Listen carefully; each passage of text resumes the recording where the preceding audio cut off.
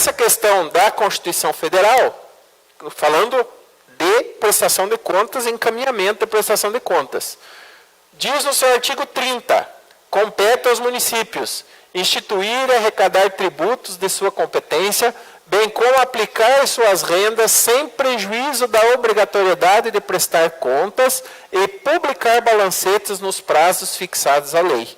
Quando a gente fala em município na Constituição, a gente fala em entidade, não é só o Poder Executivo. Se eu tenho uma prefeitura que tem 10 autarquias, que eu tenho a Câmara, que eu tenho o Fundo de Previdência, tudo isso somado tem a obrigação de prestar contas. Tá? Frisando também um pouquinho, no que tange às autarquias, o prefeito tem que se cuidar muito pelo fato do seguinte: o presidente da autarquia é o responsável, mas ele que indicou o presidente fica corresponsável também. Artigo 31. A fiscalização do município será exercida pelo Poder Legislativo Municipal, mediante controle externo, e pelos sistemas de controle interno do Poder Executivo Municipal na forma da lei. Essa questão do controlador interno, vocês vejam bem, a Constituição é de 88. A Lei 4.320, que já regia isso, é de 64. No Brasil, começou-se a se cobrar o relatório da Controladoria Interna em 2007. Nós temos a Lei de Responsabilidade Fiscal, que é de 2000. Começou-se a caçar presidente, correr atrás de prefeito que tem crime de responsabilidade fiscal, de vereador, em 2016. Então, as coisas no país, elas são meio devagar. Essa fiscalização do Poder Legislativo, ela agora, com a instrução normativa do Tribunal de Contas de 2015, chamada Instrução 108, o poder de fiscalização da Câmara automaticamente deu uma diminuída, porque ficou mais fácil de aprovar contas do exercício depois dessa instrução. O porquê disso?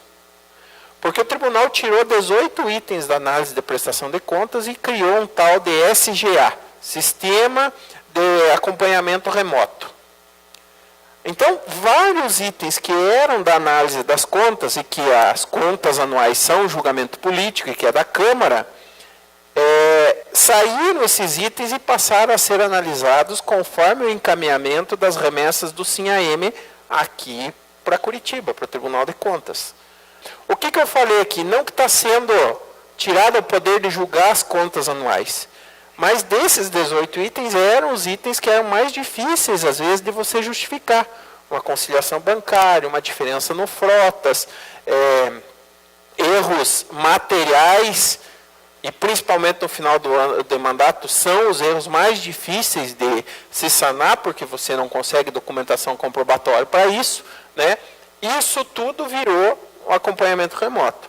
Tanto que o índice de aprovação de contas de 2015 para cá, ela já deu um salto bem grande nesse aspecto. Inclusive, coisas que não ocorriam já há algum tempo, de se aprovar a conta de município e Câmara sem contraditório.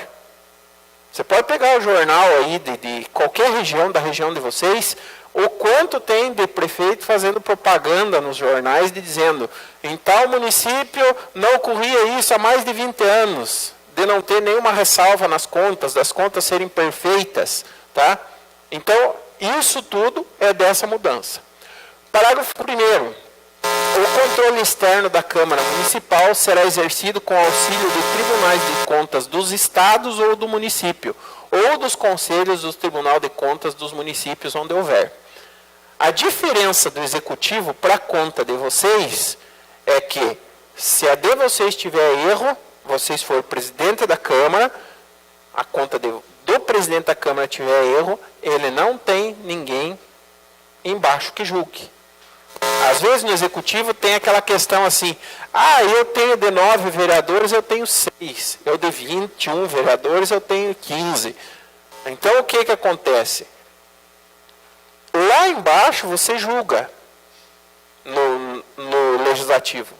Mas tem alguns julgamentos que você tem que ver assim, não é ilegal eu ir contra o tribunal, mas é meio que imoral eu ir contra o tribunal. né? E tem casos, por exemplo, esses dias eu acompanhei um julgamento de uma Câmara que eu teria vergonha de ser um vereador naquela Câmara, que é onde o prefeito tem minoria dessa Câmara, e eu fui assistir até para acompanhar, e foi pedido liminar agora para tentar reverter a situação, que 7 vereadores votaram contra o Tribunal de Contas que estava aprovando as contas. Sem subsídio legal nenhum, sem ter uma denúncia forte, um argumento que não tivesse prova. Simplesmente, inclusive um dos vereadores falou assim, por se tratar de um julgamento, eu voto contra o Tribunal de Contas. Então, são casos que você tem que saber separar, né, essas questões.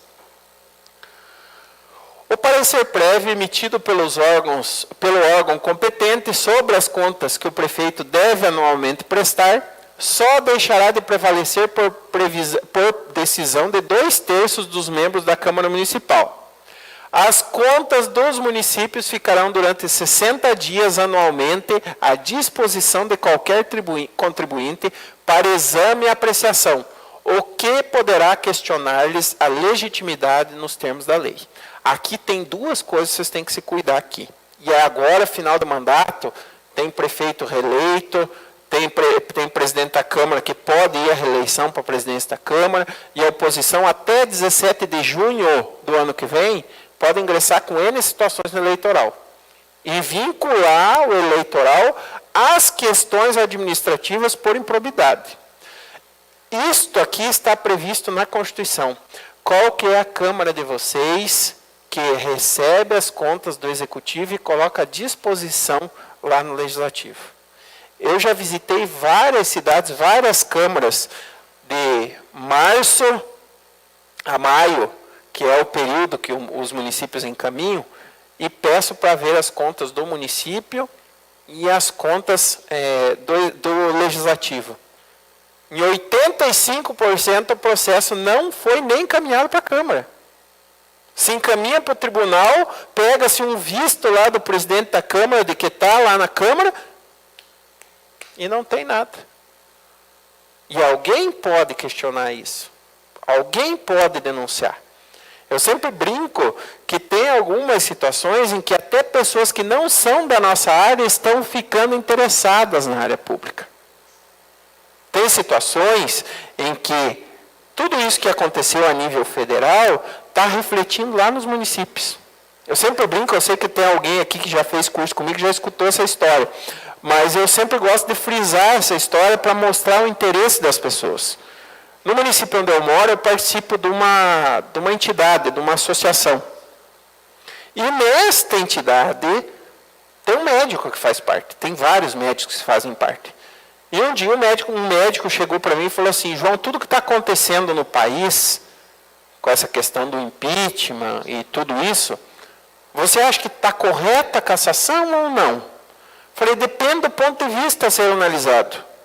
Porque se você analisa que os atos ocorreram lá atrás irregularmente, isso realmente é um crime de responsabilidade fiscal.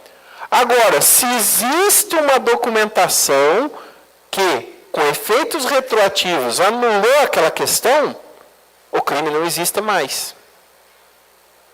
Ele falou, mas sabe que eu fiquei interessado nesse assunto e eu fui analisar a lei da responsabilidade fiscal, os artigos lá que a Janaína Pascoal falava lá na TV Senado e tal, e daí cheguei à conclusão.